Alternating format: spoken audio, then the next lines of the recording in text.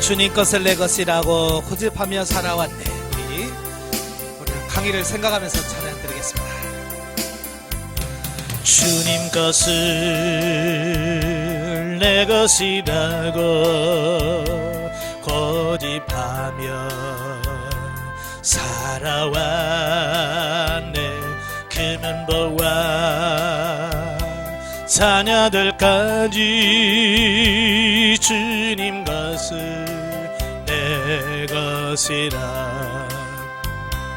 아버지여 철없는 종을 용서하여 주옵소서. 맡긴 사명 맡긴 재물을 주를 위해 쓰렵니다. 전하님은 내 것이라고 주의 일을 멀리 했네. 주신이도 주님이시여 쓰시니도 주님이라. 아버지여 불충한 종을 용서하여 주옵소서. 세상 유혹 다 멀리하고 주의 일만 하렵니다. 주님 사랑 받기만 하고 감사할 줄 몰랐었네. 주님 말씀 듣기만 하고 실행하지 못했었네. 아버지여 연약한 종을 용서하여 주옵소서. 주님 명령 순종하면서 주를 위해 살렵니다. 아멘. 기도하겠습니다. 은혜로우신 아버지 감사합니다. 오늘도 우리를 훈련의 장소로 인도하시고 영성적 물질 관계를 같이 나눌 수 있도록 은혜 주셔서 감사합니다. 오늘도 이 말씀을 나눌 때 우리의 사고와 가치관이 바뀌어지게 하시고 하나님께서 주신 물질을 하나님의 뜻대로 사용할 수 있는 우리들이 될 수 있도록 도와주옵소서. 시정을 맡겨오며 예수님의 이름으로 감사하며 기도합나이다. 아멘. 예, 이 시간에는 훈련과정 41페이지입니다. 예, 훈련과정 교재 41페이지를 보시면 C 영성적 재물관에 대한 부분을 같이 나누겠습니다. 오늘 이제 하나님께서 우리에게 물질을 주실 때 우리가 그 하나님께서 주신 물질을 어떻게 관리하며 어떻게 사용해야 될 것인가 라고 하는 부분을 같이 봐요. 자, 19세기 화란의 개혁 신학자인 아브라함 카이퍼는 그가 책을 썼어요. 그 책 이름이 뭐냐면 영역주권론입니다. 그 영역주권론이라고 하는 것은 뭐냐면 하나님이 비단 교회 안에서만 국한되지 아니하고 성속을 막론한 세상 모든 영역의 주권자로서 통치하시며 따라서 사회 각 분야는 제각기 하나님의 영광을 위해 최선을 다함으로써 본래 창조되는 목적과 사명을 달성해야 한다는 지극히 개혁주의적인 발상을 말씀하고 있어요. 그러니까 보통 보면 우리가 하나님 하면 어디 계신다고 생각하세요? 보통 보면 하나님 교회에 계시죠. 그래서 하나님 만나려면 어딜 가야 돼요? 그죠? 교회 가죠. 이게 보통 사람들이 가지고 있는 마인드예요. 그러다 보니까 교회 밖에서는 하나님을 인식을 못해요. 많은 성도들이 교회 안에서는 천사예요. 근데 교회 밖에 나가면 갑자기 악마로 바뀌어요. 왜냐하면 하나님은 교회에 계시고 하나님은 밖에 계시니까. 그렇게 바뀐단 말이에요. 그건 아니란 말이에요. 이분은 뭐냐면 교회 안에뿐만 아니라 성속을 막론하고 세상 모든 곳곳에 하나님이 안 계신 곳이었고 하나님께서 그곳을 여전히 통치하고 다스리고 계신다. 그걸 말씀해 주고 있는 거예요. 그러니까 이 영역 주권론을 인식하지 못하면 이런 거예요. 자, 우리 동네에서는 교회 나간, 저 멀리 출장 가면 교회 가요, 안 가요? 안 가죠? 왜요? 거기는 하나님이 안 계시죠? 그런 이런 생각들을 많이 가져요. 하나님은 어디든지 계셔요. 아시죠? 그래서 우리는 하나님을 교회 안에다 자꾸 가두려고 하지 마세요. 이제 우리는 목회자다 보니까 평신도를 하면서 어쨌든 목회자는 성도들을 교회로 끌고 와서 교회 안에서 뭔가를 하려고 하는 그런 마음들이 있잖아요. 그러니까 자꾸 뭐냐면 교회 와야 복을 받고 교회 와야 뭐가 되고 자꾸 교회 안에다 성도를 자꾸 가둬버려요. 그러니까 교회 안에서는 뭔가 되는 것 같은데 문제는 뭐냐면 그분들이 교회 밖에 나가면 자꾸 엉뚱한 생각을 하고 엉뚱한 짓을 한다고 말이에요. 왜냐하면 자꾸 목회자들이 교회만 생각하다 보니까 교회 안에서 해, 교회 안에서가 진리야, 교회 안에서 생명이야, 막 그런 것만 하다 보니까 교회 안에서는 정말로 신실한 신앙인인데 밖에 나가면 아닌 경우가 많은 거예요. 그래서 이제 목회를 설교를 할 때도 뭘 할 때도 교회 안에서도 중요하지만 교회 밖에서의 삶, 교회 밖에서의 삶과 교회 안의 삶이 일치되는 삶으로 우리가 가르쳐야 돼요. 예. 그래서 교회 안에서도 기도해야 되지만 집에서도 기도할 수 있도록 훈련시켜야 돼요. 많은 성도들 보세요. 교회 와서는 기도 조금 해요. 근데 집에 가면 기도하냐? 안 해. 전혀 못해. 왜? 교회에서는 훈련이 돼서 조금 하는데 집에 가서 기도하는 훈련을 안 시키니까 그래요. 그러니까 집에 가면 하나님과 상관없이 산다니까요.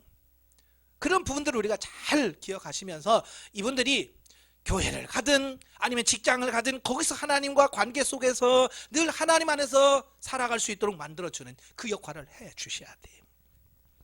자, 이 개념은 영성생활 가운데서도 그대로 적용할 수 있다. 기독교 영성은 우리가 성령 안에서 하나님과 끊임없이 교제하면서 예수 그리스도를 닮아가는 삶 속에서 맺어지는 성령의 열매라고 정의할 수 있다. 그러니까 평신도들 중에서 영성하면 굉장히 거부 반응을 일으키는 분들이 계셔요. 아니 왜 그러냐 그랬더니 어디 갔더니 영성훈련이라고 가서 봤더니 막 은사 가지고 막 귀신 빼낸다고 그러고 막 그러니까 이분은 뭐냐 영성을 은사로 인식을 한 거예요. 그러니까 우리도 똑같은 줄 아는 거예요. 그래서 또 거기서 귀신 빼내냐고 자꾸 아니 그런 게 아니라고. 예, 영성이라고 하는 것은 뭐냐면 우리가 하나님의 말씀대로 하나님과 교제하면서 우리의 삶이 하나님과 더불어 사는 풍성한 삶으로 바뀌어지는 것을 말합니다. 물론 그 안에 진실하게 여러분 하나님과 동행하면 귀신은 오라고 해도 못 옵니다. 그러니까 귀신을 쫓아내는 방법도요, 막 기도하고 나가 해서 쫓아내는 방법이 하나가 있고, 다른 하나는 내가 하나님과 안에 빛 가운데 있으면, 내가 빛 안에 있으면 어둠을 아무리 초청해도 어둠이 못 옵니다. 뭐가 낫겠어요? 억지로 쫓아내기를 원하세요? 아니에요. 그래서 제가 가끔 보면 귀신 들렸다고 한 사람 와요. 그럼 제일 먼저 하는 게 뭐냐면, 그러면 그 쫓아내려고 하지 마라. 네 안에 예수 그리스도를 모셔. 빛 대신 하나님이 네 안에 있으면 그건 네가 나가라고 말 안 해도 내 안에 빛이 가득 차면 나가. 자, 예를 들어서 이런 거예요. 자, 이 강의실이 있는데 강의실이 불을 끄면 깜깜하잖아요.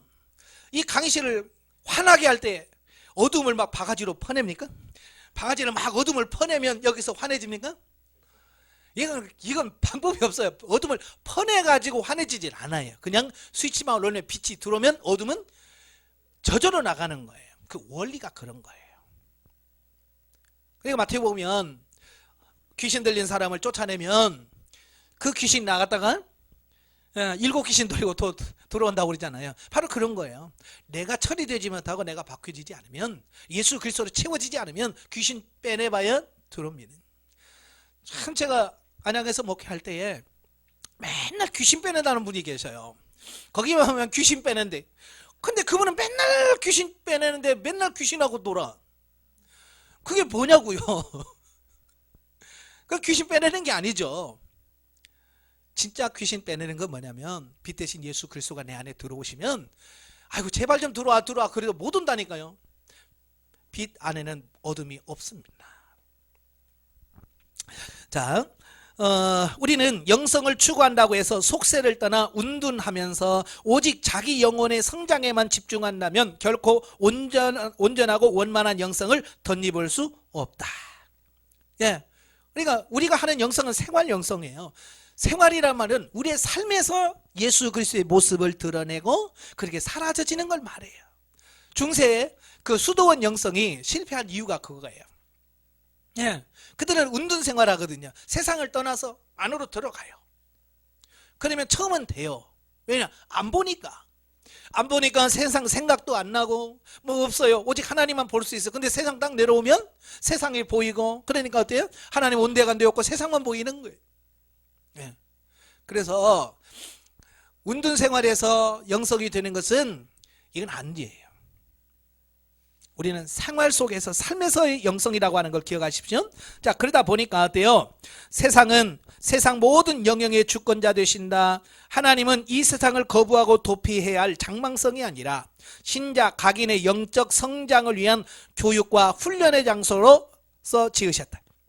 그러니까 여러분이 주어진 환경 있잖아요. 가정이면 가정, 교회면 교회, 직장이면 직장. 이 모든 것이 뭐냐면 하나님이 나를 훈련시키는 장소.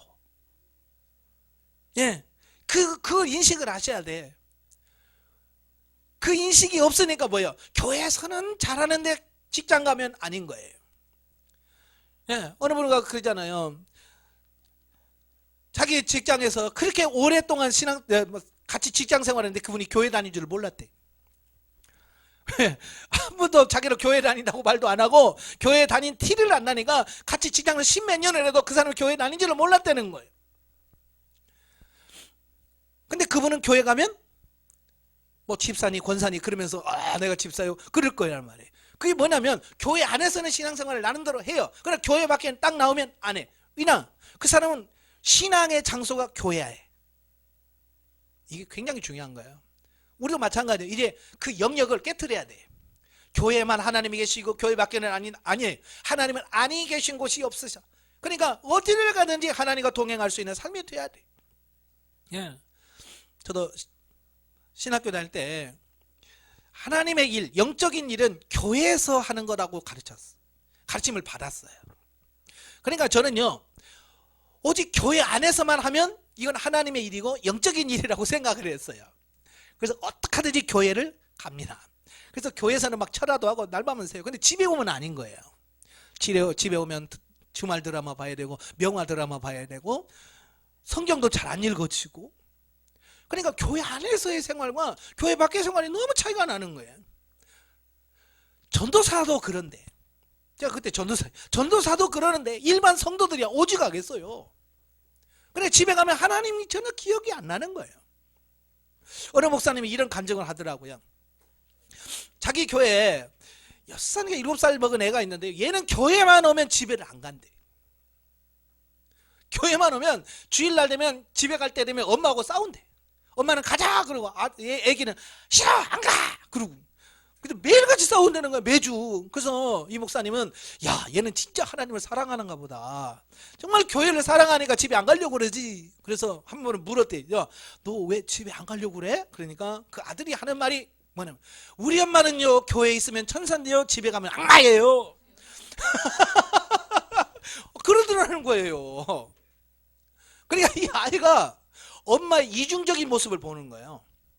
교회에서는 그냥 아이고 안녕하세요 잘못해도 됐어 괜찮아. 교회에서는 완전 천사예요. 근데 교회 밖에 집에 가면 야 일로 와 너 그러면서 그냥 막 잡는 거예요. 그러니까 이 아이 입장에서는 도대체 우리 엄마가 교회 안에 있는 엄마가 진짜 엄마인가? 아니면 집에 있는 엄마가 진짜 엄마인가? 예. 이게 헷갈리는 거야. 그러니까 뭐요? 우리 엄마는 착한 엄마는 교회는 착한 엄마야. 그러니까 우리 엄마가 착해지려면 어디 있어야 돼? 교회에 있어야 돼. 그 내가 편하려면 엄마가 교회에 있어야 돼. 그러니까 악하기 싫은 거예요. 안 간다는 거예요. 이게 진짜 믿음일까? 이거 아닌 거거든요. 그런데 우리가 지금 그렇게 성도들을 그렇게 교육하고 그렇게 길러내고 있다는 거예요. 우리는 보통 성도들이 믿음이 있다. 참 저 사람 믿음 좋아. 뭘 가지고 판단해요? 교회 예배 안 빠지고 11조 잘하고 교회 하고 하면 잘하는 줄 알잖아요. 근데 그 사람이 진짜인지 가짜인지는 뭐냐, 집에 가서 어떻게 사느냐, 이걸 보셔야 그게 진짜인지 가짜인지를 알 수 있는 거예요. 그래서 가끔 신방 가지요. 신방 가면 어떻게 해요? 싹 청소해 놓잖아요. 진짜 모습 안 나와. 가짜 모습. 그러니까 저도 안양에서 그 남편 집사님, 목사님 자주 신방 오세요. 우리 집 자주 신방 오세요. 그래요. 왜요? 그랬더니 아이고, 그냥 목사님만 신방 오면 집이 바뀌어요. 그러니까 평소에는 지저분한데 목사님 신방 온다 그러면 집을 막 청소를 싹 해놓고 막 대청소 일어나고 그러니까 목사님 신방 좀 자주 오세요. 그런단 말이에요. 아이고, 그걸 보면서 내가 잘못 가르쳤구나. 내가 잘못 가르쳤구나. 교회에서만 잘 반듯한다고 해서 신앙이 아니거든요. 이제는 교회 밖에 가정에서까지 연결시켜 줄 수 있도록 우리가 설교할 때도 그런 부분들을 자꾸 해서 가정에서 이런 부분들이 이루어질 수 있도록 하셔야 돼요. 훈련의 장소는 어디다? 그냥 세상이야. 그냥 우리가 살아가는 모든 것이 훈련의 장소예요. 내가 가정에 가면 가정이 훈련 장소, 직장에 가면 직장이고, 놀러 가면 놀러 가는 그 자체가 훈련의 장소라고 하는 거예요. 어디든지 하나님 앞에 이 안테나가 다 고정돼서 놀러 가서도 너무 좋다가 아니라, 아버지 이렇게 좋은 세상을 주셔서 감사해요. 너무 좋아요. 하나님 감사합니다 라고 그 기쁨에서도 하나님과 관계 속에서 이게 이루어질 수 있도록 만들어주는 게 필요한 거예요. 그러므로 우리는 세상을 거부하는 대신에 세상 속에서 적극적인 빛과 소금의 역할을 다하면서 훈련을 받아서 원만한 영성을 덧입혀야 한다. 내 마음을 다하고 목숨을 다하고 뜻을 다하여 주 너희 하나님을 사랑하라고 하신 예수님은 동시에 내 이웃을 내 몸과 같이 사랑하라고 말씀하셨다. 하나님만 사랑하면 끝이 아니에요. 우리는 지금까지 뭘 가르쳤냐면 하나님만 사랑하면 돼요 라고 거기만 가르쳤어요. 일방적으로. 그건 첫 번째예요. 두 번째는 뭐예요? 하나님을 사랑하는 것만큼 이웃을 사랑해라. 이 같이 병행되어져야 된다는 것을 보게 돼요. 그게 진정한 사랑이라고 하는 거예요. 그래서 새생활 영성운동은 수도원 영성과는 달리 본질상 세속 내에서 세속적인 영성을 지향하고 있다. 세속 내적인. 그러니까 세상에서 살지만 그 안에서 내가 변화되고 새로워지는 걸 말합니다. 자, 오늘 이제 여기서 다루려고 하는 것은 이제 재물 문제예요. 돈 문제예요. 돈 하면 우리는 보통 육신적인 것으로 생각을 해요. 그런데 이 돈 문제는요, 육신적인 문제일 뿐만 아니라 바로 영적인 문제라는 거예요. 예수님, 예수원의 그 대천덕 신부라고 하는 분이 계셔요. 지금은 이제 돌아가셨죠? 몇 년 전에 고인이 되셨는데요. 그분이 뭐라고 말하냐면, 우리의 경제 문제, 즉 실질적인 재물 문제를 해결하지 못하면 성령께서 역사하지 않으실 것이다 라고 지적했습니다. 다시 말하면 하나님은 재물의 영역에 있어서도 주권자가 되시고 이 재물을 사용하여 세상에서 당신의 사역을 행하신다. 그래서 하나님은 신자들이 재물의 영역에서 온전히 생명적인 삶을 살도록 부단히 훈련하고 인도하신다라고 하는 것을 보게 되어집니다. 이게 무슨 말이냐면 내가 하나님을 믿는다, 신앙생활을 한다라고 말할 때에 돈하고 무슨 상관이 있는가 라고 생각하지만 이 신앙생활하면서 돈 문제가 깨끗해야 영적인 문제도 잘 된다는 거예요. 이 돈 문제가 지저분하면요, 영적인 문제도 지저분합니다. 그래서 성도들도 이 돈 관리 잘하라고 하셔야 돼요. 그래서 왜 영성훈련에서 돈 갖고 하나? 왜 돈 문제를 다루지? 그래서 뭐 여기서 돈 많이 가져오라면 돈 바쳐라 이런 뜻이 아니에요. 하나님께서 주신 재물을 어떻게 잘 활용해서 하나님 앞에서 바로 살도록 할 거냐라고 하는. 왜냐하면 이 성도들이요, 이 물질 관리를 잘 못해요. 자, 예를 들어서 여러분의 성도들이 막 사업이 잘 돼가지고 돈 많이 법니다. 그러면 그 성도들이 그 돈 가지고 뭐 해요? 하나님 뜻대로 써요? 안 씁니다. 그냥 예수 안 믿는 사람들이 하는지 똑같이 합니다. 예를 들어서 사업이 잘 돼서 돈 많이 벌었어요. 제일 먼저 하는 게 뭘까요? 예, 집삽니다. 돈 생기면 제일 먼저 하는 거, 이 좁은 구석, 그래서 큰 집 막 삽니다. 자, 그 다음에 두 번째, 차 삽니다. 좋은 차 바꿉니다. 그 다음에 트렁크에는 뭘 싣습니까? 그죠, 골프채 싣습니다. 이게 코스예요.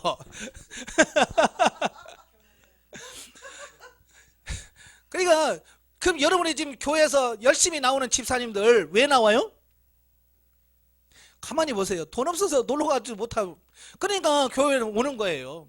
만약에 그 성도들이 진짜 사업이 잘 되는 뭘 잘 쓰면 막 돈이 펑펑펑 굴리면 그분들 다 똑같이 뭐냐, 집 하나 큰 거 사고, 그 다음에 차 바꾸고, 그 다음에 골프채 사고, 이제 교회 올 때 골프채 가고. 이제 목사님 설교 너무 길어요. 왜요? 빨리 골프채로 가야 되는데 왜 이렇게 길게 하냐는 거예요. 예. 그러니까 지금 교회에 앉아 있다고 해서 그분들이 믿음이 있는 게 아니고 그 나갈 환경이 안 되니까 못 나가는 것 뿐이에요.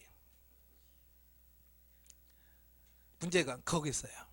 그래서 이 물질 관계를 정확하게 인식을 시켜줘야 하나님께서 그들에게 복을 주어도 그걸 가지고 세속적인 방법으로 물질을 쓰는 것이 아니라, 하나님께서 물질을 이렇게 쓰기를 원하셨지? 그래서 하나님의 뜻대로 물질을 관리 잘하면 하나님은 그 사람에게 계속해서 물질의 복을 주시면서 하나님의 뜻대로 그 사람을 쓰고 하나님의 나라가 확장되어지는 역사를 경험할 거예요.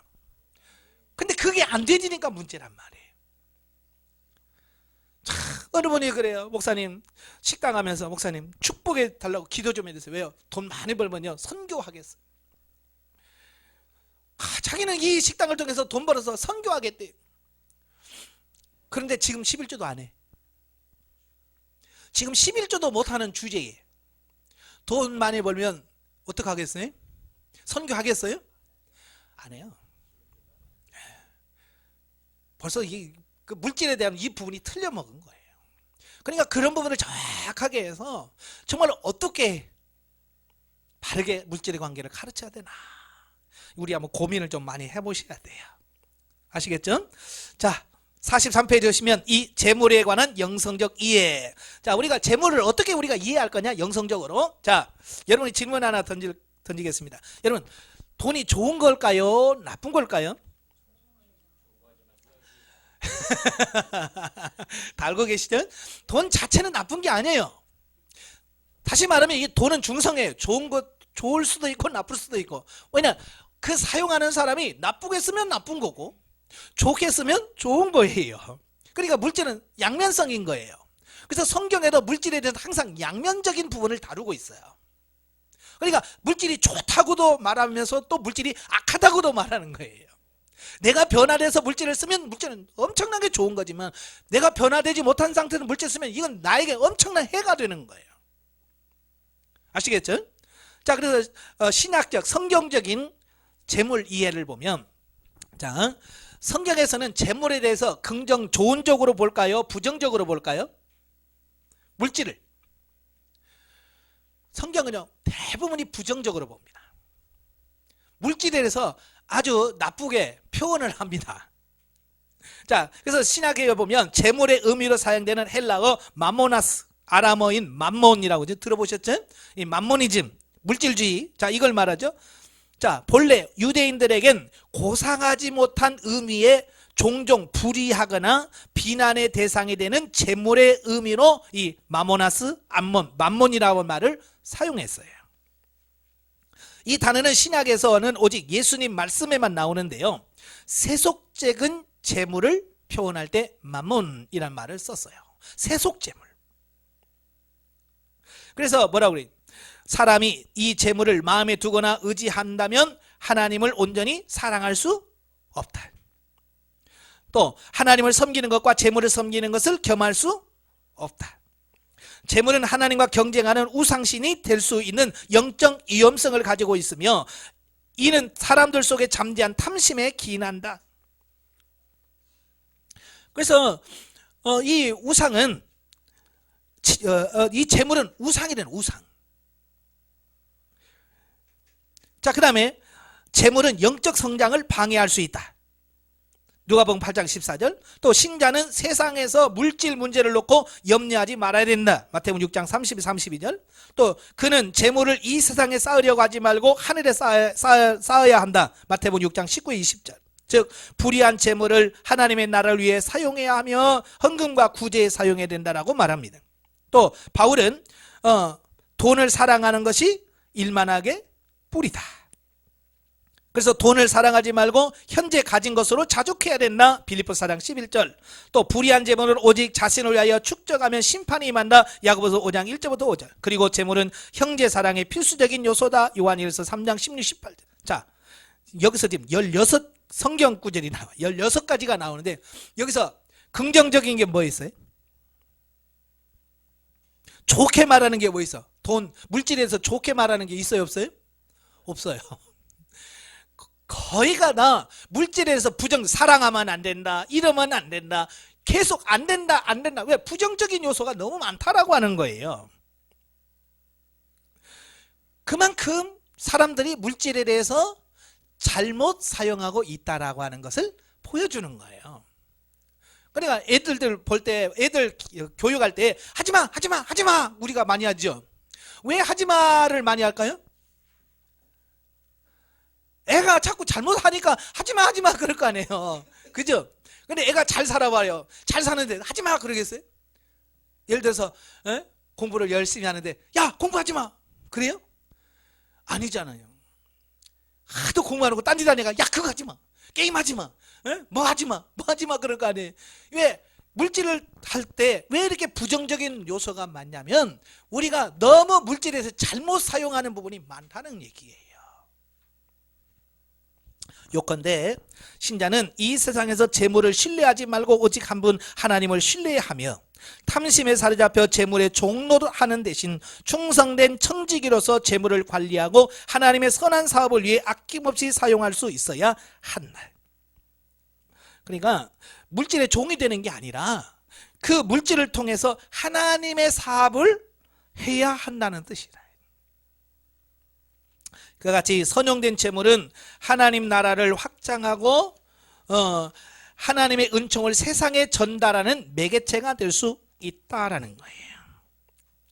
그러니까 이 재물을 잘 활용하면요 엄청나게 하나님의 은총을 드러낼 수 있는 도구가 뭐냐?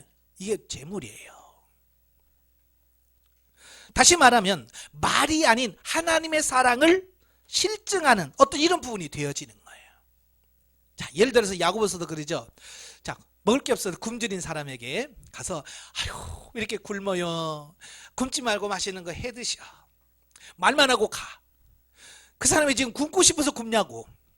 먹을 것이 없어서 굶는데 그 사람에게 말만 아이고 굶으면 안 돼. 젊은 사람이 굶으면 안 되지. 먹어. 그리고 가면 이 약 올리는 것밖에 더 되냐고요. 굶주린 사람이 뭐예요? 하다못해 거기다 감자를 사다 주든지 라면을 사다 주든지 쌀을 사다 주면서 얼마 안 되지만 좀 먹어. 그게 뭐냐? 그게 하나님의 사랑을 그냥 말로 기가 막힌 말로 위로하고 가는 거 끝나는 게 아니라 이 물질이 가면 그 말이 그냥 그 속에 들어가는 거예요. 예.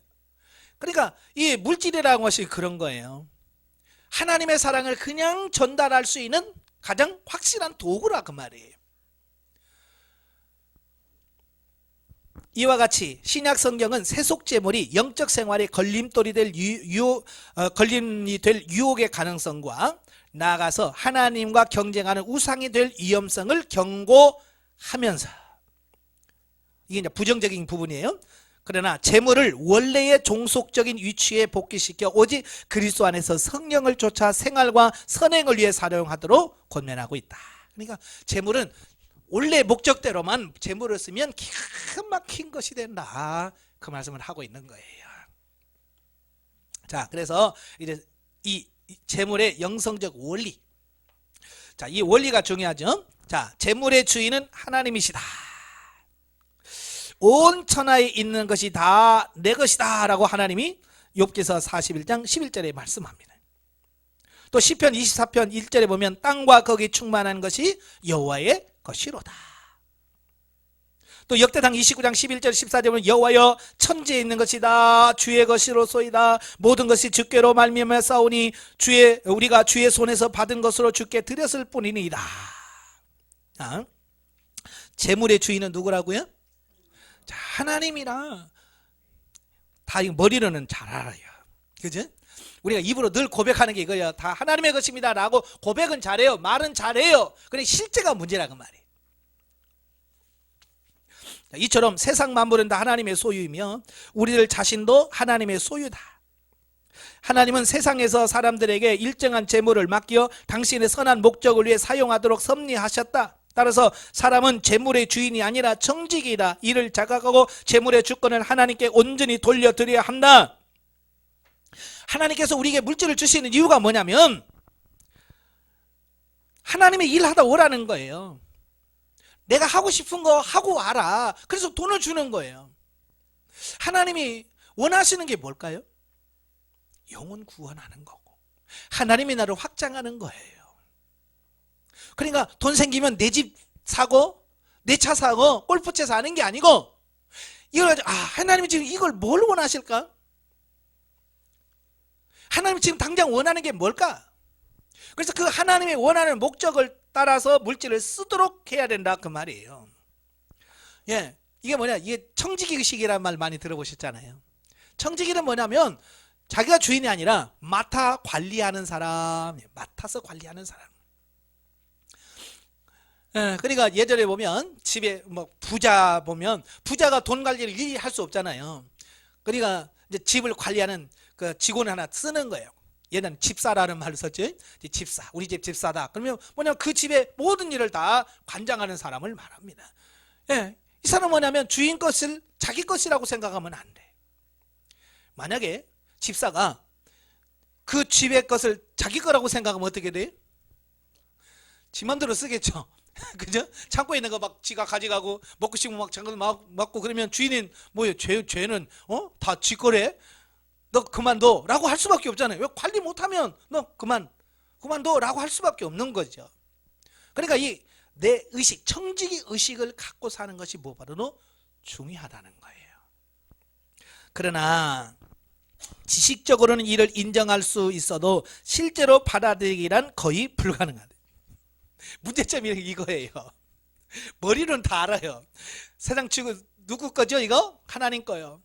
근데 당장 예를 들어서 여러분 지갑에 얼마 있어요? 10만 원 그거 내놔요. 하나님이 이렇게 내놔. 그러면 여러분 어떻게 하겠어요? 주의 것인데요 뭐 이렇게 내놓을 사람 있어요 없어요? 자 지금 내놓을 수 있는 사람. 왜요? 내 건데 왜 줘? 바로 돈 내놔. 그러면 내 건데 왜 줘? 이게 바로 그러니까 머리에서 인식하는 것과 내 삶에서 인식하는 게 다르다는 얘기예요.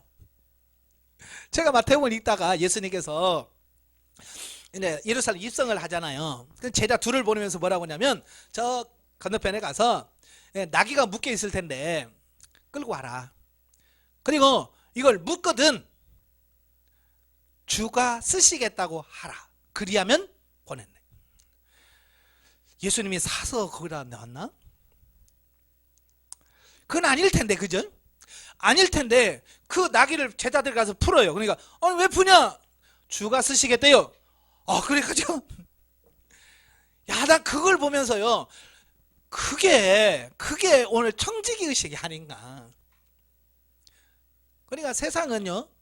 내 명의로 물건을 살 수 있어요. 집을 내 명의로 살 수 있고요. 어떤 사업체를 내 이름으로 할 수 있어요. 그러나 주님께서 쓰시겠다라고 말할 때 이게 내 명예로 돼 있으니까 이게 내 거죠 라고 말하는 것이 아니라 주가 쓰시겠다고 하면 그것도 그럼요 하고 내놓을 수 있는 어떤 이런 부분이 돼야 되지 않을까 라고 하는 부분이에요. 그냥 내 지갑에 있다고 내 것이 아니고 내 명의로 돼 있다고 해서 내 게 아니라는 거예요. 나는 단지 하나님의 이름으로 하나님 것을 내가 관리하는 관리자라고 하는 그런 의식이 이제 실제로 인식이 돼야 돼요. 머리로만 갖고 있으면 안 된단 말이에요. 그래서 자기가 소유한 재산에 대한 권리를 스스로 포기하기란 쉽지 않다. 오직 하나님의 은혜로 영혼이 성장하여 자기를 부인하고 영 중심으로 살 수 있게 될 때에야 그게 가능하다라는 거예요. 그러니까 영적으로 어린 사람은요 죽어도 안 됩니다. 아마 여러분 애들 키워봐서 아시죠? 애기들 보면 그래요. 과자 주고 하나 줄래? 그러면 뭐예요? 잉? 아니 내가 사다 줬잖아요. 그죠? 내가 사다 줬으면 줄 줄 알아야 되는데 내가 사줘도 엥 하고 안 줘요. 내 거요 안 줘. 참, 이게 문제란 말이에요. 지가 산 것도 아니고 지가 돈 번 것도 아니고 내가 줬는 대로 그래. 저는 주일학교 애들 하면서 그런 애들은 잘 안 줍니다. 저는 애들도 항상 나눠주는 걸 좋아하고 그걸 가르치거든요. 예. 그래서 저희 애들도 둘이 있는데 그 어렸을 때부터 과자를 사서 가져오잖아요. 과자를 사서 가져오면 터서 줍니다. 자 먹어. 그러면서 과자 주고 집으로 들어가기 전에 먼저 내가 사다 줬으니까 나 그래서 하나 내 입에 넣어줘. 그러면 집으로 들어가는 그 다음 엄마. 그러면 과자 집으로 들어가다가 엄마. 그 다음에 누나. 이게 순서대로 다 넣어주고 집으로 들어가게. 이걸 아이를 가르친 거예요. 그게. 그러니까 처음에 그렇게 가르쳐주면 나중에는 무조건 과자 딱 트면 아빠, 엄마, 누나 그리고 집으로 들어가. 이게 순서가 되는 거예요. 이게 머리로서만 이건 아빠가 사줬으니까 아빠 거 이게 아니라 그게 뭐냐면 삶의 훈련을 통해서 그게 그냥 되어지는 거예요. 자동적으로. 그게 훈련을 통해서 그게 가능해지는 거예요. 그래도 어린아이들 보면 처음에는 막 사다 줘. 내 거 안 줘. 안 줘. 그러다가도 그 애들이 성장을 하게 되면 성장을 해서 몇 살만 되면 나눠줄 줄 아는 사람이 되더라고 말이에요. 그래서 저는 유치부 애들을 참 좋아해요. 그래서 그들에게 늘 가르쳐도 나누어 먹는 걸 가르쳐요. 그래서 애들이 막 간식 먹지요. 그러면 저도 이제 한 봉지 들고 뒤에다 감추고 가서 목사님 하나만 줘라. 그래. 모르는 놈은 안 줘. 안 줘요. 그래. 그럼 나도 안 줘. 그래서 그래서 확 집어넣으면 아이고 진짜 짜잔 하면 줘요. 그럼 옆에다가 이제 그런단 말이에요. 자기는 안 줬는데 옆에서 내 입에다 하나 넣어주니까 한 봉지 넣는다면 자꾸 그걸 가르치니까 이제는 뭐예요? 내가 나오면 내 뒤에 감추면 그거 보고 말도 못하면서 왜 내 입에 뭐가 들어가야 나오는 거 아는 거예요. 그래 목양신에 저는 맛있는 거 항상 이렇게 싸놓아요. 예. 근데 애들 오면 먼저 달라고 그래. 그냥 안 줘요. 잘. 뭐 하나 줘라. 해서 주면 주고 안 주면 넣다가도 다시 가. 너 안 줘. 너 안 줘. 이게 뭐냐면 아까워서가 아니고 그 아이들에게 나눠주는 훈련을 하는 거예요. 하나님도 지금 여러분들에게 줬다 뺏었다 줬다 뺏었다 그러죠. 그죠? 왜 그래요? 우리 지금 습관 훈련시키려고 그러는 거예요. 그래서 줘놓고 잘 쓰나 안 쓰나 잘 쓰네? 좀 더 줘. 잘 쓰네? 더 줘. 근데 뭐요? 이거 안 주면 그걸 잘 쓰지 못하면 안 주는 거예요. 저도 이제 우리 자녀들을 용돈 훈련을 시켜야 될 거 아니에요. 저희가 목회자로 살다 보니까 돈은 없지. 그래도 아이들을 훈련시켜야 되니까 그 아이들을 어떻게 물질을 훈련시킬까 그러다가 1,000원짜리 하나 줘봤어요. 주고 돌았었더니 애들이 없어졌어요. 돌았더니 애들이 없어졌어. 그리고 좀 이따가 뭐 하나씩 쭉쭉 빨고 들어와. 애들이 돈을 받아본 적이 없잖아요. 용돈을 받지 못하다가 갑자기 돈이 생기니까요. 애들이 쓸 줄은 모르니까 그냥 슈퍼로 휙 돌아가서 그냥 평소에 먹고 싶었던 콜라당 먹고 오는 거예요. 그래서 얘들은 아직 용돈 관리할 수 있는 능력이 안 되는구나. 그래서 1,000원 주고 끝났어요. 그러다가 1년 후에 다시 1,000원 줬어요. 1,000원 주면서 이제 1,000원짜리 주면 안 돼요. 100원짜리로 10개를 줘야 돼요. 10개를 딱 주면서 자 용돈 그러면서 11조 그걸 가르치는 거예요. 그러니까 이런 깡통 같은 거 있어요. 그 돈 모으는데 있어요. 이제 그걸 가르쳐주고 딱 주고 얼마지? 1,000원이에요. 11조 100원 딱 떼서 거기다 넣고 나머지 900원 갖고 쓰는 것을 가르쳐주는 거예요. 예, 그래서 저희 아들은 지금도 11조 잘합니다. 어렸을 때부터 하도 돈 받으면 무조건 11조부터 떼는 훈련을 시켰기 때문에 무조건 받으면 11조가 뭐가 정확하게 인식을 하고 있는 거예요. 그 훈련을 시키는 거예요. 그러면서 이제는 말이 아니라 머리가 아니라 실제로 하는 그 훈련을 시키는 거예요. 하나님도 그렇게 되는 거예요. 자, 여기서 영 중심으로 산다는 것은 내 뜻을 내려놓고 오직 성령의 인도와 지도를 쫓아 산다는 의미다. 신자가 이 단계까지 성장하는 것이야말로 재물의 청지기적 수행을 하기 위한 필수 조건이다. 그러니까 어릴 때도 욕심부려서 안 좋아 그러다가도 성장하면 나눠 먹을 줄 알고, 자, 그렇게 되어지는 거예요. 이게 성장하면 나타나요. 영적으로 성장을 하면 지금 그렇게 자기만 알던 사람들도 이제 베풀 줄 아는 사람으로 바뀌어집니다. 자, 필자는 재물의 청지기적 수행을 심는다라는 말로 표현하는데, 이 말은 고린도서 9장 10절에 심는 자에게는 씨와 먹을 양식을 주시는 이가 너희에게 심을 것을 주사 풍성하게 하시고 너희의 의의 열매를 더하게 하시리니 에서 비롯된 것이다. 그러니까 이제 앞으로 심는다는 표현을 많이 쓸 거예요. 그전에는 내가 돈 쓸게, 내가 쓸게 라는 말을 많이 하는데, 이제는 쓸게가 아니라 내가 심을게 라는 말로 바꾸시길 바랍니다. 하나님 말씀은 쓰는 게 아니라 심는 거다. 물질을 심는 거예요. 헌금을 하는 것도 하나님께 뭐예요? 심는 거예요. 자, 옆 사람에서 밥을 사줍니다. 뭐예요? 심는 거예요. 옛날에는 그래서 오늘 기분 좋다, 내가 쏠게 그랬어요. 예. 교회에서도 제 친구 청년들이 야, 내가 쏠게 오늘. 그런데 이 사실을 알고 보니까 아, 쏘는 게 아니구나, 심는 거구나. 그래서 이제 내가 오늘 저녁 내가 심을게.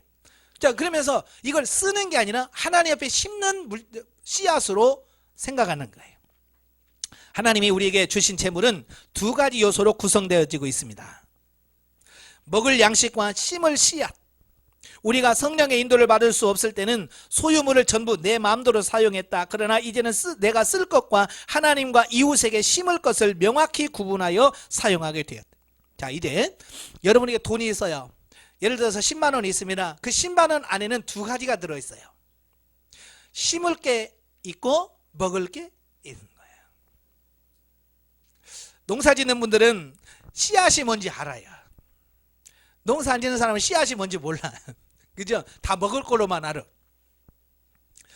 예. 그러니까 제가 어렸을 때 이 감자 구워 먹으면 진짜 맛있잖아요. 감자 쪄 먹으면 맛있어요. 그래서 어느 날 제가 저희 어머니한테 감자 좀 삶아줘요 그랬더니 뭐라고 하냐면 없다. 감자가 없다는 거야. 그래서 없는가 보다. 참 순진하잖아요. 없으면 없는 거야. 근데 어느 날 숨바꼭질 하다가 이게 올라가서 보니까 아니 한 자루가 있는 거예요, 감자가. 그래서 제가 우리 엄마를 얼마나 욕했는지 몰라요. 무시, 거짓말쟁이, 쪄주기 싫으면 말지, 왜 있는데 없다고 그래? 제가 그런 생각을 하는 거예요. 그러면서 그때는 소죽이라고 하는 거, 시골에 살면 소죽 아시죠? 소 먹이를 이렇게 끓여서 주는 게 있어요. 소죽 끓여요. 소죽 끓이면 항상 불이 그 장작불 그 밑에 있잖아요. 거기다가 감자 구우면 기가 막혀요. 그러니까 소죽 막 쓰고 이제 그 불에다가 감자 막 한 10개 갖다 넣어놓고 한참 놀다 오면 싹 익어요. 그러면 기가 막혀요. 그래서 매일같이 이제 감자 구워 먹는 재미로 이제 소죽 끓여서 넣고 감자 구워 먹고, 어느 날 저희 어머니가 갔다 오더니 소리를 지르신데 어떤 놈이 다 먹었어. 누구야? 내가 다 먹었지. 그랬더니 막 부지갱이 들어오고 이 새끼 그냥 뒤지게 혼났습니다. 왜냐? 저는 감자면 다 감자인 줄 알았어요. 먹을 건 줄 아는 거예요. 어릴 때 뭐 그게 압니까? 뭐 씨앗인지 뭔지 알아요? 근데 저희 어머니는 그게 씨감자예요. 씨감자. 씨감자가 없으면 내년부터는 감자가 없는 거예요. 그러니까 농부들은요, 자기가 굶어도, 심지어 자기가 굶어 죽어도 씨앗은 건들면 안 돼. 왜? 자기는 굶어 죽어도 이 씨앗이 남아있어야 내년에 그 남아있는 가족들이라도 그걸 먹어서 살 수 있는 것들이에요. 근데 지금까지 우리가 살면서 왜 물질이 그렇게 풍성하지 못하냐면, 없다고 씨앗까지 다 우리는 삶아 먹고 볶아 먹고 튀겨 먹고 다 먹어버린 거예요. 그러니까 심는 게 없는데 나올 수가 없죠. 이해가 되시죠? 예. 제가 감자를 다 구워 먹었어. 우리 집에 감자 씨가 말랐어. 이제 우리 집은 감자가 있어요, 없어요? 없어요. 이제 먹고 싶어도 못 먹는 거야. 그런데 다행히 동네에서 감자들이 많이 썩잖아요. 그러니까 여유 있게 남겨도 보통 보면 그러니까 한 말만 이제 씨앗이 필요하다 그러면 썩고 있는 거 빼고 하니까 한 2말씩 남겨놔요. 근데 그러면 이제 그 집 가서 아이고 남는 거 없어? 우리 한 대 남았는데 아이고 그거 좀 줘. 그래서 집집마다 이렇게 조금씩 얻어가지고 그 씨앗을 심어서 감자가 계속 있었어요. 만약에 그 집이 다 동네에 씨가 없었다면 아마 그 뒤로 감자는 내 생에 감자는 못 먹었을지도 몰라요. 이해가 되시죠? 바로 이런 거예요. 하나님께서 내게 물질을 줄 때는 반드시 심을 씨앗이 있다는 거예요. 근데 우리는 그게 어리니까 그게 씨앗인지 몰라. 그러니까 무조건 내 손에 들어오면 다 먹을 거 이렇게 인식해서 다 써버렸다고 말이에요. 그러니까 씨앗을 심어야 거기서 열매가 맺는데 심지 않으니까 열매가 계속 나오지 않는다는 거예요. 요컨대 청직이라고 내 뜻을 버리고 오직 주인의 뜻을 따라 관리하고 심는 자이다. 또한 필자는 재물을 세속재물과 신령한 재물로 구분한다. 육신 중심으로 신자가 스스로 주인이 되어 사용한 재물은 설혹 목적이 선하고 용도가 선하다 해도 아직 세속재물이다. 그래서 하늘에 쌓이지 않고 결국 세상에서 사용되고 없어지고 만다. 여러분 세속재물이라는 게 바로 이런 거예요. 하나님과 관계없이 내 감정에 의해서 쓰여지는 거예요. 어느 분이 그래요. 목사님 저는요 그냥 옆에서 구워달라면 그걸 못 참아 다 구워준대. 달라는 대로 주어주고 심지어 없으면 카드에서 뽑아가지고 준대. 그래서 지금 돈 때문에 어려워서 죽겠대. 자, 세상적으로 보면 그 사람은 착한 사람이죠. 그죠? 참 좋은 사람이에요. 그런데 영적으로 보면 그 사람이 그렇게 해서 빚에 쪼들리면서 살면 그 사람은 영적인 사람이에요? 육적인 사람이에요? 육적인 사람인 거예요. 하나님이 아유 너 빚 그렇게 남 주고 너 이렇게 가난하게 살았지 너 아이고 잘했네 하나님이 칭찬할 것 같아요? 아니에요. 내가 준 재물 왜 너는 내 뜻과 상관없이 왜 네 맘대로 쓰다 왔냐? 라고 할 거예요. 근데 우리는 뭐예요? 나는 착하다고 스스로 자위하는 거야. 하나는 꼭 돈 달라고 하면 다 구워줘. 그냥 내가 못 먹어도 줘. 그냥 이러면서 자기 스스로 자기는 착하다고 자꾸 생각하는. 세상적인 윤리적으로는 착한데 영적으로 보면 이 사람은 육신 중심의 사람이에요. 예, 하나님은 인정 안 해요. 자, 반대로 영 중심으로 사용했을 경우에는 겉보기엔 미비해도 신령한 재물로서 하늘에는 상급이 쌓이고 땅에서는 여러 배로 거두게 된다. 자, 영 중심이라고 하는 것은 뭐냐면 영의 중심 하나님이 기뻐하시는 뜻대로 물질을 쓰는 걸 말해요. 하나님 어떻게 쓸기를 원하십니까? 라고 물어서 하나님께서 원하시는 대로 물질을 썼을 때는 전혀 다르다는 사실이 그게 비록 적을지라도 예를 들어서 이런 거예요. 어떤 사람이 가난한 사람이 와서 차비가 없으니 차비 좀 주세요. 아버지 어떻게 할까요? 차비 줘라. 얼마인데요? 2,000원. 어쩌면 2,000원 내 삶에 내 지갑에 2,000원 그리 큰 것도 아니야. 그런데 그 하나님의 뜻에 따라서 2,000원 심으면 그 2,000원 뭐 별개냐 라고 하지만 그건요 하나님 앞에서 엄청난 상급이 되어진다는 사실을 기억하세요. 아시겠죠? 예, 그러니까 아이고 겨우 2,000원 갖고 우리는 그걸 따지는 게 아니에요. 양을 따지는 것이 아니라 그 중심이 하나님과의 관계 속에서 하나님의 뜻대로 심었느냐 그렇지 않느냐 이게 중요한 거예요. 자, 여기서 양자 차이는 드리는 중심이 어디 있느냐는 차이다. 우리가 영중심으로 심는 재물만이 하나님 앞에서 영생하는 신령한 재물이 되고 그렇지 못한 재물은 아무리 겉보기에 선하고 의로워도 전부 죽고 썩어버리는 것이다. 그러니까 내가 얼마나 돈을 뿌렸어가 아니에요. 어디다 어떻게 뭐 저는 모르겠습니다만은 뭐 어디 뭐 술집이나 이런 데 가서 뭐 골든벨 울린다는 말을 하더라고요. 그게 뭐예요? 기분 좋으면 뭐 술집에 가서 뭐 종을 막 친대요. 치면 내가 오늘 술값 다 계산할 거야. 그런다는 거야. 그러면 옆에서 자기들 술 먹다가 우와 그런데 왜? 자기가 술 먹고 이 사람이 다 계산한다니까 얼마나 좋아. 그래서 그가 술집에서 하룻밤에 수억을 썼어도 이건 하나님 앞에서는 뭐예요? 이건 허비한 거야. 쓸데없는 짓을 한 거야. 그 얘기를 하고 있는 거예요. 그러니까 얼마나 많이 썼느냐가 아니라 중심이 영중심이냐 육신중심이냐 이게 중요하다는 것을 말씀하려고 하는 거예요. 아시겠죠? 자, 하나님이 사람들에게 재물을 맡겨주신 원래 의도는 뭐냐? 재물을 이 세상에서 당신의 은총을 전달하는 도구로서 사용하기 위한 것이다.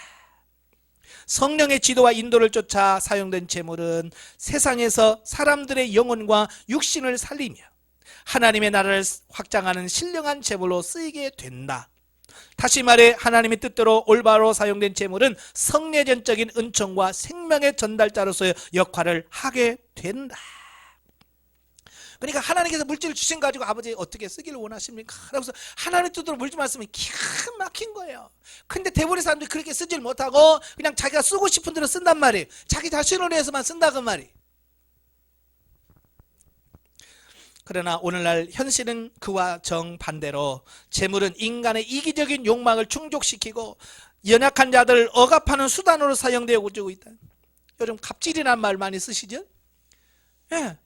돈 있으면 그냥 그게 벼슬이야.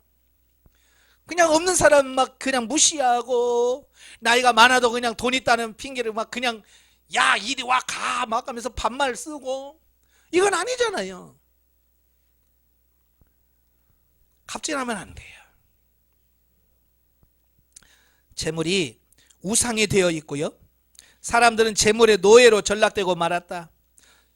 이것은 구원받은 신자들도 거의 대동소이하다. 그죠? 예수 믿는 사람은 안 믿는 사람이나요. 이 물질 앞에서는 다 똑같아요. 왜? 가치관이 똑같으니까.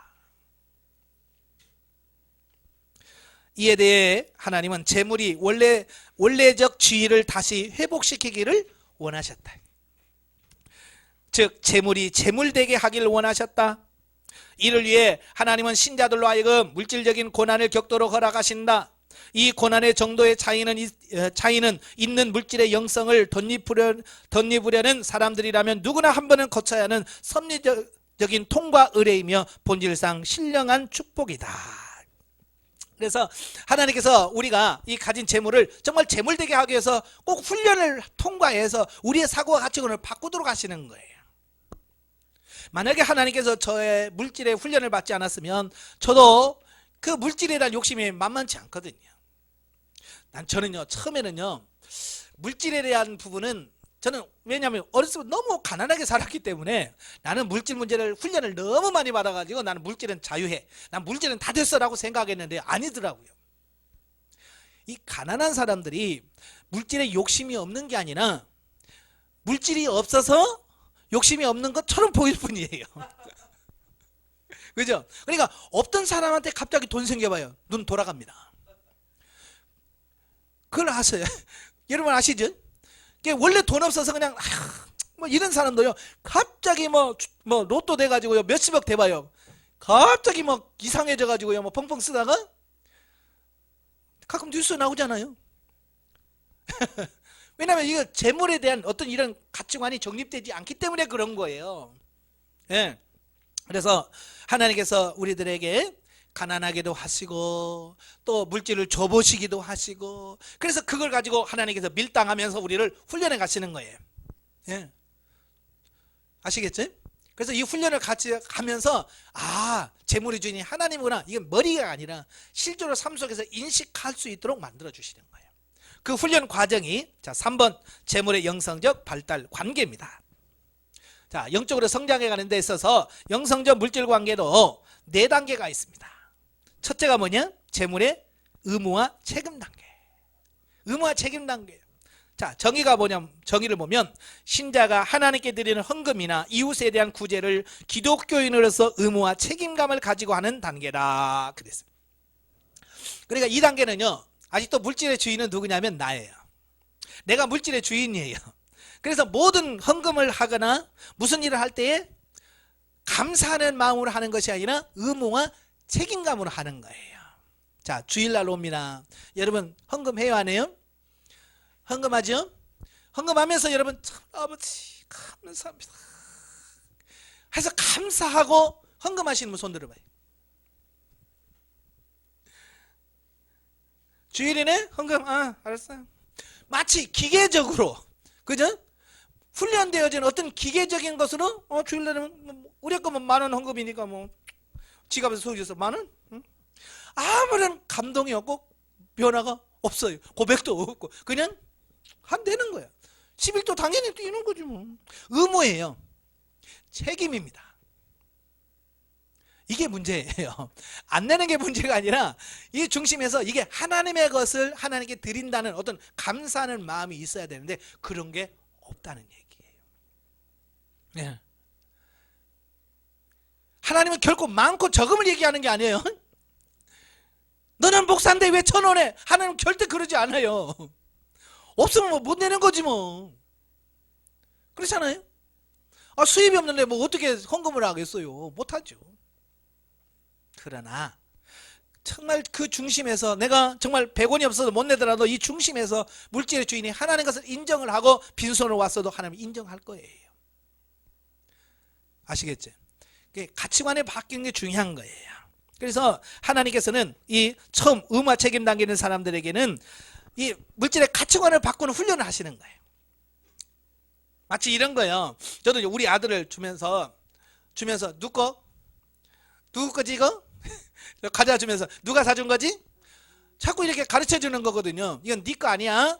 준 거 네가 받은 거야. 그러니까 나 줘. 그러니까 엄마 줘. 그러니까 누나 줘. 네 게 아니니까 주라는 거예요. 이 가치관을 바꾸는 거예요. 그게 가치관을 바꾸는 거예요. 그러니까 하나님께서 저희들에게 물질을 주시고 하나님께서 뭐냐? 아버지 어떻게 쓸까요? 김치 싸 갖다 줘라. 어느 교회 어렵다는데 그 교회에다 갖다 줘라. 예. 그렇게 하나님 말씀에 물질에 순종하면서 그걸 배우는 거예요. 물질의 주인 내가 아니지 하나님의 것이지. 주님 어떻게 하라고요? 그래서 그걸 갖다가 심으면서 이제 내게 아니고 나는 청직이지 라는 의식으로 바꿔가는 거예요. 저도 이제 이 영성훈련 받으면서 하나님께서 물질 훈련을 진짜 많이 받았어요. 다른 무슨 훈련보다도요 이 물질 훈련 진짜 많이 받았어요.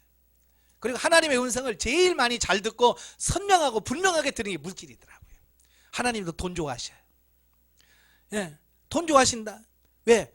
이 물질을 가지고 참 왜냐하면 저는 물질이 약하거든요. 그러니까 예를 들어서 이런 거예요. 뭐 개척교회 하다 보니까 뭐 돈이 어디 있어요. 그 IMF 터지면서 교회에 그 도와달라고 하신 분들이 막 오는 거예요.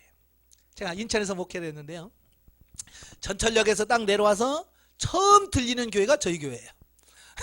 전철역에서 가까웠거든요. 그러니까 이분들이 전철은 공짜니까 물론 공짜가 아닌데 공짜를 타고 와요. 그냥 밑으로 기어 나오기도 하고 그냥 뛰어넘기도 하고 예? 노숙자들이 워낙 많으니까 IMF 터지면서 그 많은 사람들 그러니까 전철을 타고 어쨌든 와. 그래서 거기서 내려서 첫 번째 코스가 저희 교회 들려서 이제 그 다음 교회 내려가는 길목이에요. 그러니까요 하루에도 몇 사람씩 오는 거야. 몇 사람씩. 나도 개척교회에서 나도 없는데 그러니까 영성훈련 받기 전에는요 처음에는 도와야지 그래서 줬어요. 근데 이 사람 한둘이 하지 도대체가 하루에도 몇 사람씩 오는 거야. 이게 1,000원씩만 줘도 내가 일주일 먹고 살 게 다 나가버려. 그러니까 나도 모르는 사이에 교회 문을 닫아버렸어요. 교회 문을 닫았어요. 그 전에는 항상 열어놨거든요. 누구든지 기도하러 오시오. 그랬더니 기도하러 오는 사람 한 명도 없고 맨날 도와달라는 사람만 오는 거예요. 근데 그걸 내가 이해를 못한 거지. 왜 하나님께서 그런 사람을 보내준지 이해를 못했어요. 그러니까 돈 나가는 게 아까운 거야. 이 돈 가지고 있으면 내가 우리 애들 차라리 통닭이라도 한 마리 사주지. 이런 생각이 드니까요 못하겠더라고요. 그래서 교회 밖에 출입문을 닫았어요. 근데 벨이 있으니까 눌러요. 누르면 이렇게 보이잖아요. 누군지. 그래서 거진 같은 사람들 오면 없는 척 해죠. 뭐 아무리 눌러도 안 봐요. 안 나가요. 아는 사람이면 아이고 오셨어요 하고 문 열어주고 모르면 그냥 문 닫고 계속 있는 거야. 그러면 누르다가 가. 근데 영성훈련을 만나고 나서 이 물질 영성을 받는 순간에 내가 얼마나 엄청난 죄를 범하고 있었는지. 하나님께서 내게 심을 수 있는 기회를 주셨잖아요. 그렇잖아요. 사실은 농부가 밭으로 가야 돼요? 밭이 농부로 와야 돼요? 그렇죠. 농부가 밭으로 가야 되잖아요. 내가 심으러 밭으로 나가야 되는데 하나님은 내 사고를 바꾸기 위해서 매일같이 바꾸어서 밭을 나한테 보낸 거예요. 워낙 내가 안 나가니까. 교회 안에만 있으니까. 밭이 교대로 와. 근데 그걸 밭이라고 내가 인식을 못했던 거예요. 저 거지들 저것들. 내 돈 뺏어가는 것들 이렇게만 생각해서 그러니까 안 되는 거야. 근데 그 가치관을 딱 바꾸고 보니까 아이고, 하나님이 그렇게 수없이 밭을 보내는데 왜 나는 거기다 심지 않고 왜 그 돌려보냈지? 너무 죄송한 거야. 그래서 그 다음부터는 문을 활짝 열어놓고 누구든지 도와달라면 어떻게 오셨어요? 도와달라. 아유, 주님 어떻게 할까요? 하나님께 질문하고 하나님 어떻게 할까요? 1,000원 주라 그러면 1,000원 주고 500원 주라면 500원 주고 어떤 사람은 네 옷 줘라 그러면 옷 주고 네 신발 바꿔주라 그러면 바꿔주고. 예? 하나님 말씀에 순종하면서 그걸 하나씩 하나씩 해가는 거야. 예? 많든지 적든지. 심지어 어느 날은요, 진짜 그날은요 쌀이 없었어요. 교회에 돈 10원도 없었고요, 먹을 것도 없었어요. 그래서 저희 집사람은 애들이랑 그때 처갓집 갔나 처형집에 갔나 보냈어요. 왜? 먹을 게 없으니까. 교회 나 혼자 금식이 아니고 굶식이지, 먹을 게 없어서 쫄쫄 굶고 있는데 어떤 분이 오셨어요. 오셔서 저한테 그래요, 좀 도와주세요. 그래서 죄송해요, 지금 사정에서 돈이 없습니다. 죄송합니다. 그랬더니 100원이라도 줘요. 그래요. 죄송해요, 지금 저 수중에 50원도 없고요 10원도 없습니다. 그러니 그분이 그럼 밥이라도 줘요. 그러더라고요. 아, 즐겨. 그냥 돈 없다면 가지. 밥이라도 주래. 아, 죄송해요. 쌀이 며칠 전에 떨어서 지금 저도 며칠 못 먹었어요. 그러니까 그 거지가 에이씨. 그럼 내가 라면 사올 테니까 끓여줘요. 같이 먹어요. 그러더라고요. 나는 이래봬도 거지가 사온 라면 끓여 먹은 사람이에요. 도와달라고 했던 사람이 슈퍼 가서 라면 3개 사왔어. 그래서 둘이 라면 끓여 먹었잖아 그거. 그러면서 내 사고를 바꾸는 거예요. 야, 하나님께서 이렇게 기가 막히게 하시는구나. 그래서 그 과정을 잘 통과하고 나니까 희한한 것이 뭐냐면 내 호주머니에 계속 돈이 남아있는 것을 경험하는 거예요. 계속 나갔는데 어느 순간에 보면 내 호주머니에 돈이 있는 것을 발견해. 난 사실 지갑이 필요 없는 사람이었거든요. 지갑의 용도는 뭐냐면 주민등록증 보관 하면 그 외에는 돈을 넣을 게 없어. 왜? 돈이 있어야 넣지 지갑. 근데 희한한 것은 뭐냐면 그렇게 자꾸 심고 하다 보니까 어느 순간에 보니까요, 내 지갑에요 많지는 않지만 그래 1,000원짜리 몇 장 들어있고요 10,000원짜리 몇 장 들어있는 그 모습을 보는 거예요. 신기한 거죠. 환경은 변한 게 하나도 없어. IMF 터져서 더 어려워졌어. 그런데 돈이 생기더라고요. 이게 뭐냐, 하나님께서 심는 자에게 심을 씨앗을 주시고 먹을 것을 주시더라고 말이에요. 그때 제가 깨달은 게 뭐냐면, 옥수수 한 알 있잖아요. 옥수수 한 알 먹으면 배 불러요 안 불러요? 그거 진짜 누구 말로 간에 기별도 안 가잖아요. 이 사이에 끼잖아요. 근데 그 옥수수 한 알이 그냥 먹어서 끝내면 끝나지만 그걸 먹지 않고 땅에 씹으면 그 옥수수가 자란다는 거예요. 그래서 옥수수에 2통이 열린대요. 옥수수 하나가 나면 그 2통이 열리는데 3통이 열릴 수도 있는데 3통 열리면 열매가 안 익어요. 그래서 3개 있을 때는 하나를 꺾어서 끊어줘야 돼. 그래야 2개가 잘 익어요. 여러분, 옥수수 한 통에 옥수수 알맹이가 몇 개 열릴까요? 예? 그냥 수백 개 하지 말고 500개에서 700알이 열린대요. 500알. 그러니까 옥수수 하나 심었더니 옥수수 한 통에 500알에서 700알. 근데 그게 2개란 말이에요. 그러니까 최하가 1000개에서 1400알이 열리는. 여러분, 옥수수 하나 심었더니 하나님께서 1000배 내지 1400배를 주시는 분이 하나님이에요. 그러니까 내가 그 거린들에게 500원 심었죠. 진짜 작은 거야. 이건 1000원 심었잖아. 작은 거야. 양말 한 컬에 얼마나 되겠어요 그거. 그것도 내가 신땀한 거 줬으니까 그거 뭐 가치도 뭐 얼마도 안 돼. 그런데도 하나님 그걸 다 계산하셔서 수백 배 주시고 수십 배를 주기 시작하는 거예요. 이게 가치관을 바꾸시려고 하니까 그렇게 하신 거예요. 그걸 아니까 실용 단계는 뭐냐? 자, 신자가 하나님께 헌금을 하거나 이웃에게 구제한 행위에 대하여 하나님께서 재물의 축복으로 갚아주시는 것을 경험하는 단계다. 이제 점점 더 경험하는데요, 이게 하나님께서 내가 심으면 거기에 대해서 수십 배로 채워주시는 것을 경험하는 거예요. 그러니까 복을 받는 어떤 그런 걸로 인식을 하게 돼요. 아, 이렇게 하면 복 받는구나. 내 사고가 거기까지 바뀌어요.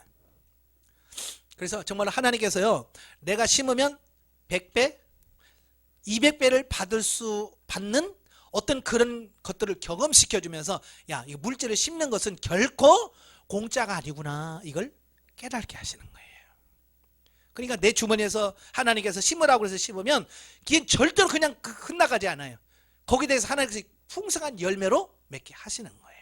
그걸 경험하는 단계가 실용 단계예요. 자, 그 다음에 넘겨서 진리 단계죠.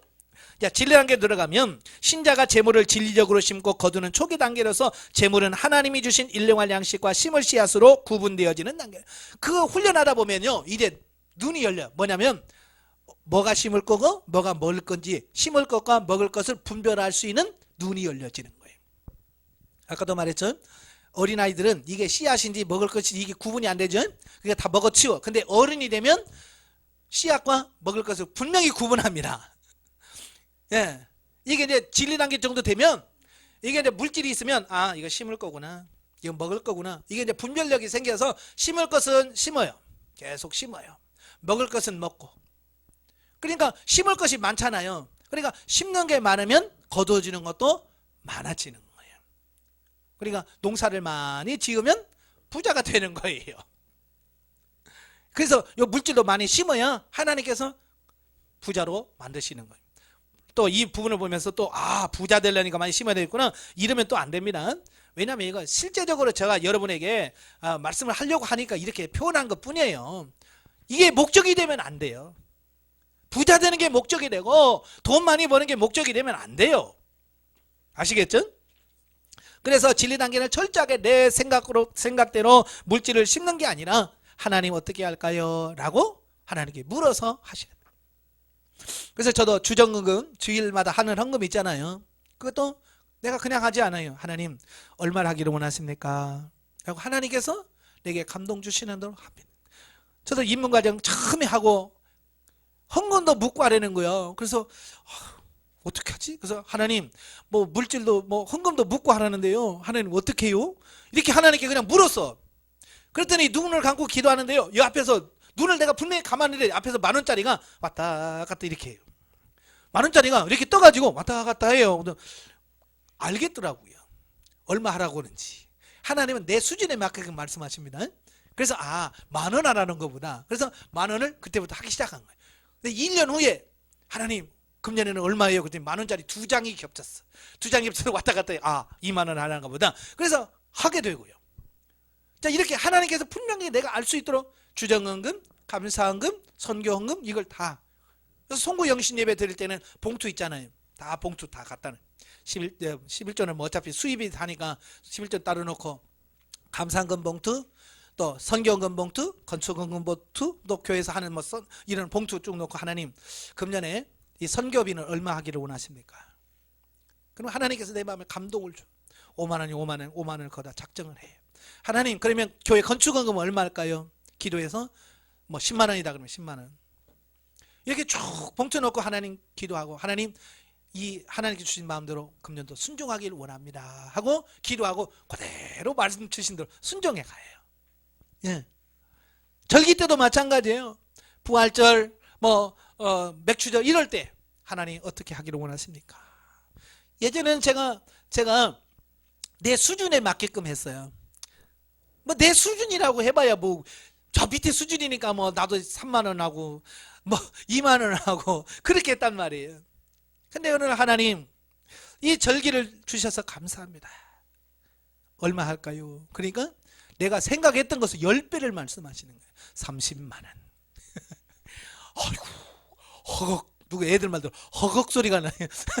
나는 지금 3만 원, 4만 원 하는 수준인데 하나님께서 30만 원을 요구하시니까 허걱 소리가 나더라고요.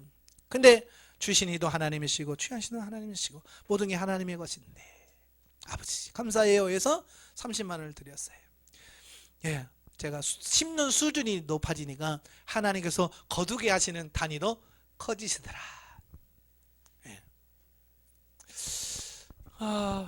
저희 자녀가 둘이 있는데요. 대학교를 둘 다 나왔어요.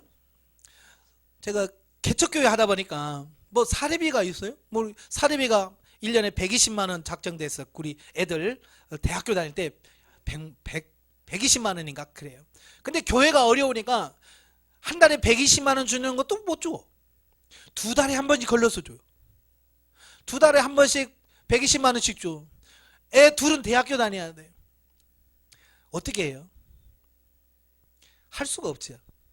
근데 하나님께서 기가 막히게 역사하시는 거예요. 우리 딸이 그래요. 아빠, 나는 그 대학교 다니면서 학자금 대출 받지 않은 게 너무 감사해요. 우리 둘은요, 진짜 학자금 대출을 한 번도 안 받았어요. 기가 막히게 하나님께서 다 하셔서 다 다니게 하시고 졸업 다 하게 하셨어요. 그게 뭐냐면, 제가 뭐 특별한 돈을 버는 능력이 있어서가 아니라 그냥 저는 했던 게 뭐냐면 심었던 거예요. 열심히 심어 놓으니까요, 때가 되면 하나님께서 생각지도 않은 데서 열매를 맺게 하죠. 그래서 등록금 대게 하시고 이렇게 하시고 해서 다 했어요. 그래서 지금도 많은 분들이 그래요. 막 걱정이라는 거야. 막 학교에 걱정하지 마라. 심어 놓은 사람은 걱정이 없는 거예요. 문제는 뭐냐? 심어 놓은 게 없는 사람은 걱정이에요. 심어 놓은 게 없는 사람은 걱정이에요. 얼마 전에 우리 아들이 와서 그래요. 아빠, 어떻게 사셔요? 저한테 그런 질문을 해요. 아빠, 어떻게 사셔요? 왜냐니까 제가 보니까 성도도 없잖아요. 11조도 없잖아요. 수입도 없잖아요. 그런데 여기서 교회를 운영하고 차를 굴리면서 여기서 사역을 하고 있으니까 내 아들이 전도사예요. 제 아들이 전도사인데도 도대체 우리 아빠가 어떻게 살지? 그게 고민인 거예요, 그게. 그래서 아빠 어떻게 사세요? 그래? 그냥 예전에 하나님께 심으라고 해서 열심히 심어놨더니 하나님께서 거두게 하셔서 살게 해. 제가 여기서 오기 전에 20년 전부터 하나님께서 심으라고 할 때 다 심어놨어. 기억도 없어. 어디다 누구한테 심어도 기억도 없어. 근데 하나님은 기억하셔. 그래서 지금까지 하나님께서 다 그때그때마다 필요해서 채워주시는 거예요. 얼마 전에 장모님이 저한테 전화가 왔어요. 계좌번호 좀 불러달래요. 그래서 왜냐니까 뭐 돈이 있어서 돈 좀 보내주겠대. 아니 괜찮아요, 우리 잘 살아요. 근데 장모님이 지금 보내주겠대. 됐어요, 괜찮아요. 그래서 제가 계좌번호 일부러 안 가르쳐줬어요. 그랬더니 처지한테 전화해가지고 처지한테 알아가지고 나한테 보내줬더라고요. 40만 원을 보내줬어요. 왜 내가 안 받는다고 왜 보내주시지? 왜지? 이 캐시마크 붙은 거예요. 그래서 왜일까? 근데 지나놓고 보니까요, 바로 뭐가 나오냐면 세금이 나오더라고요. 세금. 교회 이름이 제 이름으로 되어 있거든요. 이 건물 이름이 제 이름으로 되어 있으니까 세금이 나오는데요, 나 그렇게 많이 나오는지 몰랐어. 30 몇만 원, 10 몇만 원, 뭐 재산세 얼마에서 30 몇만 원에서 50만 원 넘게 나온 거예요. 이미 장모님이 보내준 게 있어서 딱 맞춰서 딱 내니까 딱 돼. 야, 이거 말이죠, 제가 그 세금 계산 고지서 지금까지 내본 적이 없잖아요. 그러니까 그게 그만큼 나올지도 몰랐고 세금 나오는지도 몰랐어. 근데 하나님은 미리 아시고요, 저기 경기도 포천에 사시는 장모님의 마음을 움직여서 나 거기다 넣어라. 제가 안 받겠다고 해도 하나님께서 그 마음이 막 불이 붙으니까 어떻게든 알아가지고 보내는 거예요. 그래서 세금 문제 딱 해결됐어요. 제가 기가 막혀요. 이걸 뭐로, 그렇지 않으면 제가 이거 세금을 어떻게 하지? 아마 그 세금 오르면 도대체 이거 뭐 1, 2만 원 같으면 어떻게 하겠는데 이것도 꽤 많잖아요. 이거 도대체 이거 어떡하지? 할 텐데 하나님께서 미리 다 하시니까 그래서 하나님이 이렇게 하셨구나. 하나님께서 미리 하시고 다 준비해 가시는 그 하나님. 그래서 제가 오늘도 여러분에게 이렇게 삽니다. 어떤 분은 그래요. 목사님 요즘 잘 먹었나 봐요. 얼굴이 빵빵해요. 맨날 밥하고 김치만 먹어요. 그래도 하나님 은혜가 있으니까, 은혜가 충만하니까 빵빵해요. 이 환경을 초월해야 된다 그 말이에요. 진리 단계 넘어가서 생명 단계입니다. 자, 생명단계는 이제 열매가 풍성히 맺혀지는 그 단계를 말하고요. 자, 51페이지 보면 나가는 말. 영성적인 생활을 한마디로 표현한다면 하나님의 본래적인 창조 질서에 맞게 살아가는 것이라고 할 수 있다. 자, 이런 거예요. 하나님께서 천지만물을 다 창조하시죠. 그 다음에 인간을 창조하셔요. 그리고 나서 인간에게 주신 사명이 있어요. 뭐냐면 생육하고 번성하여 땅을 다스려라. 정복하고 다스려라는 거예요.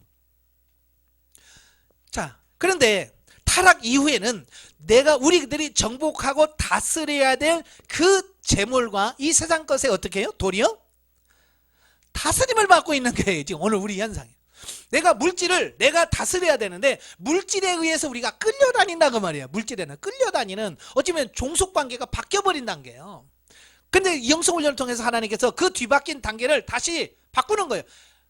네가 재물이 주인이 아니라 이제 재물이 너의 종이 되어서 네가 사용할 그 물질을 활용할 수 있는 그렇게 살려라. 이게 정확하게 되돌려 놓는 작업이 바로 물질 영성이에요.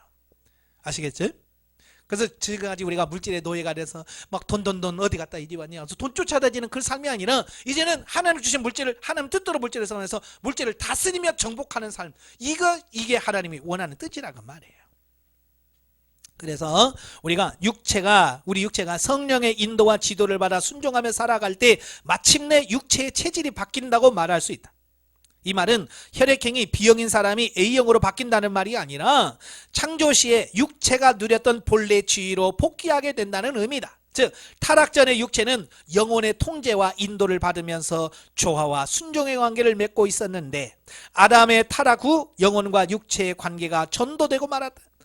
이걸 말하는 거예요. 하나님은 처음에 우리 인간을 만들어서 영이 혼을 지배하고 혼이 육을 지배해서 하나님의 뜻이 탁 하면 영혼 육이 착착착착 해서 하나님 말씀에 100% 순종하는 삶을 원하셨어요. 예, 이게 타락 이전에 우리 인간의 삶이에요. 근데 타락하고 나서 이게 뒤바뀌어 버린 거예요. 위치가 뒤바뀌어진 거예요. 그래서 이제는 육체가 모든 삶을 주장하고요. 영혼이 그 아래 짓눌려 전혀 지도력을 발휘하지 못하게 돼요. 그렇지만 지금 예수 안 믿는 사람은 영혼이 있어요, 없어요? 예수 안 믿는 사람은 영혼이 있어요. 근데 그 사람은 육체에 영혼이 짓밟혀 있어, 죽어 있어요. 육체에 대해서 객소리 못 합니다. 이제 저와 여러분 이제 예수 믿고서 영혼이 살아서 영이 이제 객소리는 하죠. 하나님의 소리내서 기도도 하고 좀 합니다. 그러나 아직 이 영이 성장해서 내 육을 다스리고 정복할 수 있는 수준이 아닌 거예요. 그러니까 예수 믿어도 여전히 육체에 끌려다닌다고 말이에요. 이게 답답한 거예요. 그래서 영성훈련은 뭐냐? 이 영을 빨리 성장시켜서 육체에 끌려가는 삶이 이제는 육체를 끌어가는 삶으로 바뀌어져 가다. 이게 영성훈련이에요. 해야 되겠어요? 안 해야 되겠어요? 이건 해야 돼요.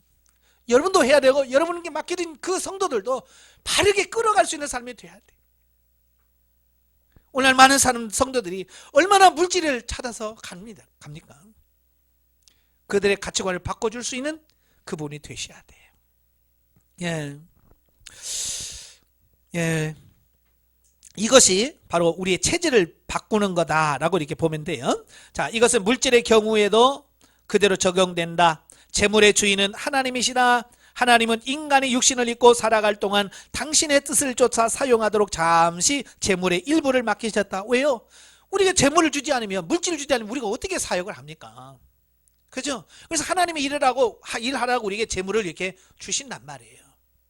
그래서 그 주신 재물을 가지고 우리는 먹을 것과 심을 것을 분별해서 먹을 것은 먹지만 심을 것을 열심히 심어서 하나님의 일을 할 수 있도록 이렇게 계속 후원하는 그 일을 하셔야 돼요.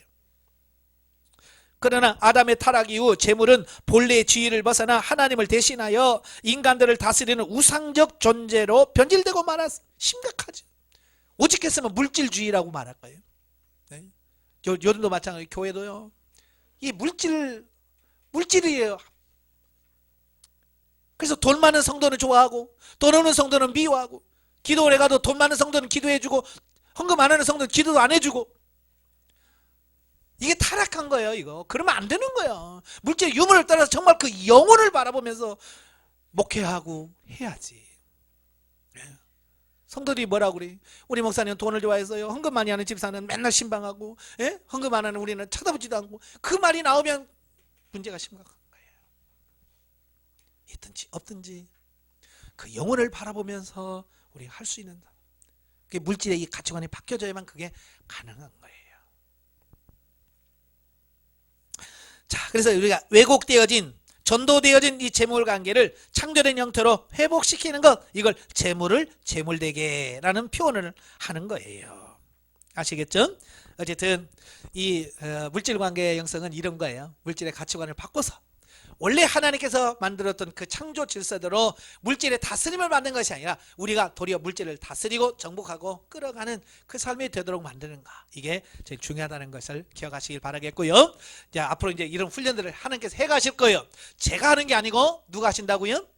하나님이 해가실 거예요. 그래서 때로는 여러분에게 어떤 거린도 붙여주시고, 그럴 때 하나님 어떻게 할까요? 하고 하나님께 기도하면서 물질의 가치관을 자꾸 바꿔가는, 누가 힘들다고 와요, 하나님 어떻게 할까요? 육신의 감정에 끌려서 아이고 불쌍하다 그러지 말고, 아버지 어떻게 섬기기를 원하십니까? 라고 이렇게 기도해서 하고, 또 형제들 간에서도 어려운 형제들이 있잖아요. 그럴 때 아버지 어떻게 도울까요? 그때 하나님의 말씀대로 심고, 예를 들어서 형제 간에도 좀 자식이 대학교 들어가는데 등록금 없어서 힘들어하는 형제들 있을 거 아니에요. 그렇죠? 내 자식 아니니까 뭐 그러지 말고 그 형제를 위해서 기도하면서 하나님 어떻게 하기를 원하십니까? 그때 주님께서 네가 얼마만큼 심어라. 예, 알겠습니다. 그래서 그 등록금 좀 대주면 얼마나 가정 형제 간의 우애가 돈독해지겠어요. 근데 있으면서도 형님 이번에 우리 아들 등록금 내야 되는데 얼마 좀 돈 있으면 조금 좀 빌려줘봐요. 없어. 장로, 권사 그러면서도 없어. 그러니까 얼마나 하나님 욕합니까? 참 예수 믿는다는 것들은 정도 없고 보도 없고 그런 욕을 들으니 뭐가 어떻게 하나님의 나라가 확장되고 뭐가 되겠어요? 우리부터 바꾸자고요. 아시겠죠? 예, 여러분이 바뀌시고요. 여러분이 바뀌면 여러분을 통해서 교육받고 있는 모든 성도들도 다 바뀌어서 이제 온 교회가 영성적 물질 관계로 싹 새로워지면요, 정말 은혜롭습니다. 정말 해보니까 그래요. 뭘 해라 마라 할 필요가 없어요. 뭐 하면 전부 다가 뭐예요? 성도들이 전부 다 하나님 어떻게 할까요? 하나님 뭐 한다는데 저는 어떻게 할까요? 전부 기도해서 하나님께서 말씀하신 대로 누구는 뭐 하고 누구는 뭐 하고 누구는 뭐 하고 누구는 뭐 하면 쫙 됩니다. 그걸 우리 목사님들이 경험하고 체험해 가시고 정말 하나님이 하시는구나, 이걸 느끼시길 바랍니다. 기도하겠습니다. 은혜로우신 아버지 감사합니다. 오늘도 귀한 말씀 주셔서 감사합니다. 우리가 그동안 물질을 많이 사용해 왔습니다만은 정말 하나님의 뜻대로 말씀대로 물질을 제대로 활용하고 있는지 우리 자신을 점검해 보게 하옵소서.